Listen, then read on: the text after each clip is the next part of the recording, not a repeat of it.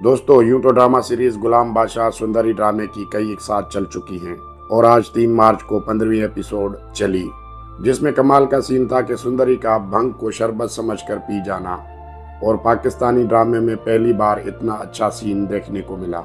यूं तो ड्रामा पूरा फिक्शन है, लेकिन डायरेक्टर ने सीन इतना ज़बरदस्त बनाया है कि वो रियल लगता है। सुंदरी में कहीं एक बचपना भी दिखाया है और ऐसे माहौल में परवरिश हुई है कि उसे पता नहीं लगा कि ये भंग है, जबकि देहात गांव में भंग कोई नई चीज़ नहीं। यूं तो अक्सर लड़कियों ने भंग नहीं देखी हुई होती, लेकिन जिक्र ज़रूर सुना हुआ होता है कि मिट्टी की कुंडी में डंडे के साथ भंग और थादल बनती है। आज हम इस ड्रामे की हर एक एपिसोड पे तज्जिया करेंगे और शुरू करेंगे पहली एपिसोड से। आज मैंने इस ड्रामे की पहली एपिसोड देखी, जिसमें मुझे एक चीज़ काबिले एतराज़ लगी। बाकी ड्रामा ठीक ठाक है। ड्रामे के किरदार, देहात के लोकेशन, ड्रामे के सपोर्टिंग किरदारों में लिए हुए जूनियर अदाकार और कराची शहर से लगता है कि ड्रामा सिंधी कल्चर या सिंधी फैमिलीज पे बनाया गया है। शूटिंग लोकेशंस कराची और ठट्टा के टाउन गारो की हैं। देहात भी सिंध के दिखाए गए हैं। पहली किस्त में दाजी जो बड़े सरदार हैं, उनके कपड़ों, शलवार, शॉल के स्टाइल और अदाकारी से लगता है वो एक वडेरा है।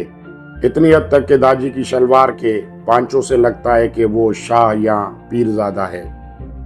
इस ड्रामे में सिंधी दिखाए गए हैं, लेकिन इस ड्रामे में बैकग्राउंड म्यूजिक पंजाबी है, इसलिए कॉम्बिनेशन सही नहीं लगता। लेकिन पंजाबी ऑडियंस को एंगेज करने के लिए शायद एक स्ट्रेटजी बनाई हो। मैंने इस ड्रामे से पहले जितने भी सिंधी फैमिलीज पे ड्रामे देखे हैं, ख़ास तौर पर जैसे खानी वगैरह, उनमें सिंधी फैमिलीज को सिर्फ बुरा करके दिखाया है, लेकिन इस ड्रामे ने एक मुआशरे के दोनों पहलू दिखाए हैं।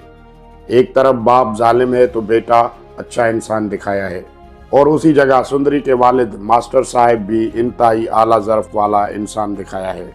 यानी मुआशरे के दोनों डार्क एंड ब्राइट साइड्स दिखाए गए हैं। और ड्रामा डायरेक्शन और स्क्रीन प्ले भी दमदार है।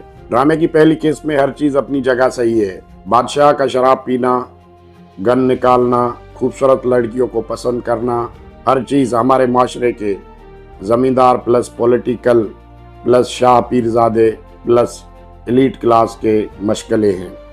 लेकिन पहली एपिसोड का एक सीन इंतहाई आला है। मज़ा आता है उस सीन को डिकोड करने में, यानी समझने में।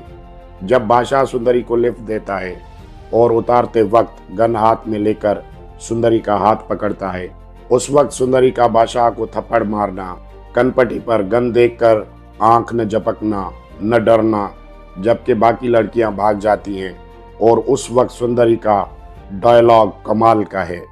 भीख की तरह वोट मांगने वाले उम्मीदवार, तुम लोगों को क्या पता कि लड़की का हाथ किस तरह से मांगा जाता है। तुम जैसों की औकात नहीं कि ये हाथ पकड़े। भाई कमाल का डायलॉग है। पूरी किस्त नहीं, मैं समझता हूँ पूरे ड्रामे पे भारी है। उसके बाद जब सुंदरी बादशाह को जलील करके जाती है तो बादशाह फायरिंग करता है, लेकिन बड़ी बहादुरी से निडर होकर सुंदरी आगे बढ़ती है। ये सच है कि वो अंदर से डरी हुई होती है, और ये हकीकत है उस जगह अगर कोई मर्द होता तो वो भी डर जाता, लेकिन अपने डर को अपनी हिम्मत से दबाकर मुश्किल का सामना करना बड़ी बात है। एक ड्रंक, नशे में डूबा हुआ पावरफुल आदमी की गन से न डरने वाली लड़की घर आकर अपने अब्बा से डर जाती है। और इस तरह का कैरेक्टरिस्टिक एटीट्यूड आता है अच्छी मजबूत परवरिश से।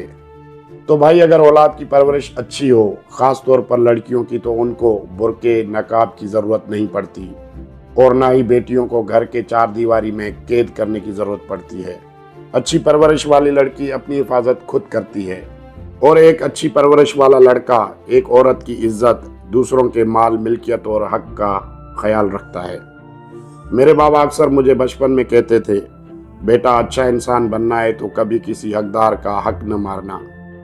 अगर ये सोच तुम्हारे अंदर आ गई तो दुनिया में तुम सबसे अच्छे इंसान होगे। बाकी बुराइयां अगर तुम में होंगी भी तो खुद ख़त्म हो जाएंगी।